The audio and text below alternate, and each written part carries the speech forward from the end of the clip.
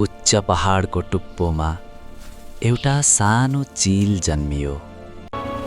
सानो हुँदा उड्न सिक्न धेरै पटक लड्यो, धेरै पटक डरायो, तर उसले कहिल्यै हार मानेन। समय बित्दै गयो, ऊ बलियो बन्दै गयो, आकाशको राजा बन्यो।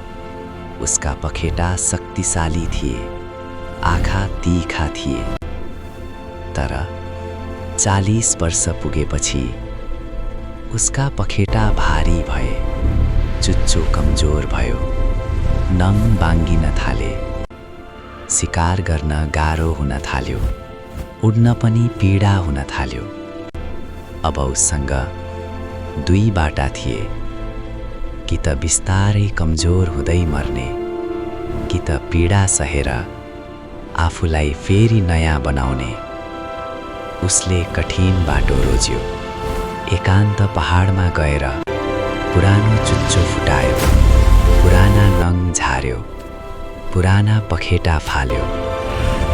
दिनहरू बिते, नयाँ चुच्चो पलायो, नयाँ नङ आयो, नयाँ पखेटा उम्रियो र एक दिन ऊ फेरि बलियो भएर आकाशमा उड्यो।